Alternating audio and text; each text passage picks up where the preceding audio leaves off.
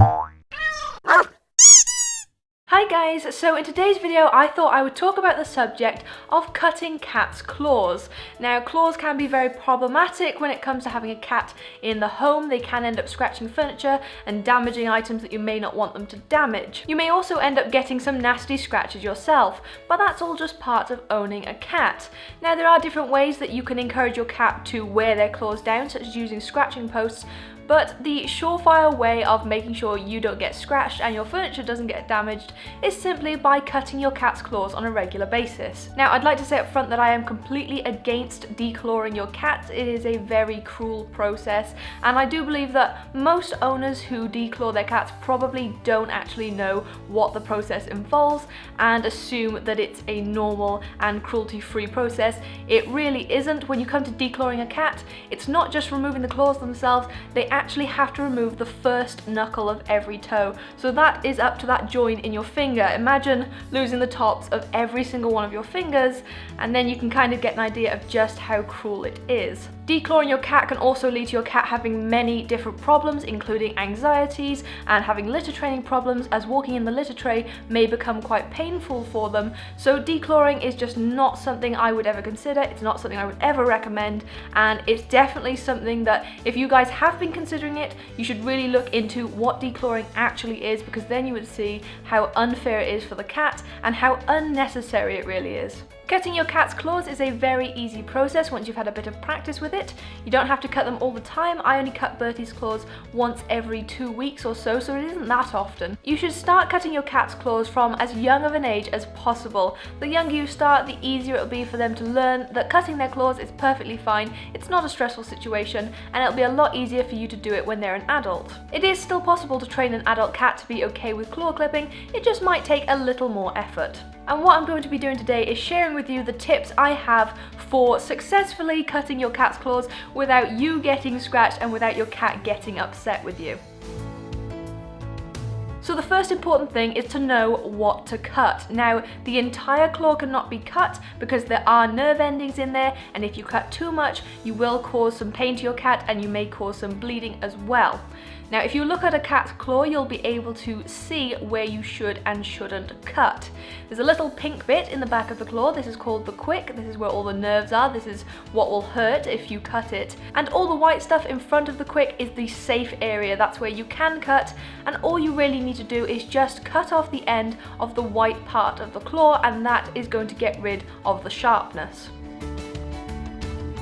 So in my personal opinion, there are a few important steps that you should take in preparing your cat before you go and cut their claws, and that's to get them in the right mood to make it less stressful for them. The first thing I would recommend doing is playing with your cat to wear it out as much as possible. Just keep playing until your cat gets fed up. You can play with all sorts of toys, whether it's a ball or a teaser or any kind of toy they love.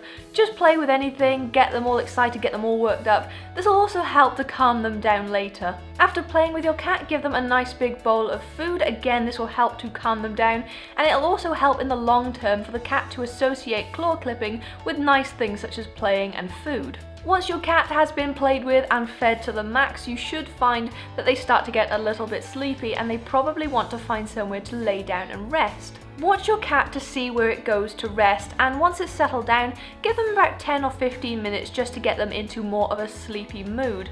Once your cat has started sleeping and they've been sleeping for a little while, then you can start trying to cut their claws. Most cats, once they're asleep, won't mind you doing this. It's very difficult from my own experience to cut the claws of a cat that's fully awake, that's hungry, or that's playful. So doing all these steps will definitely get it in the right mood and will make it a lot easier for you.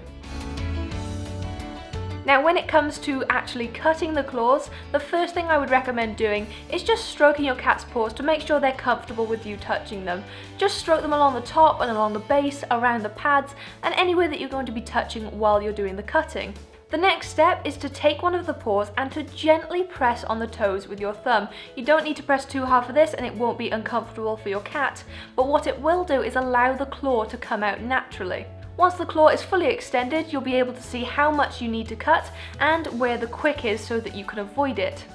Now, you can buy cat claw clippers in most pet shops, but they tend to be a little bit pricey for what they are. Now, what I usually use is a pair of baby nail clippers. They do the exact same thing as the cat clippers. Extend the claw out to its full length and then using the clippers, just clip off the very end, the sharp part of the claw.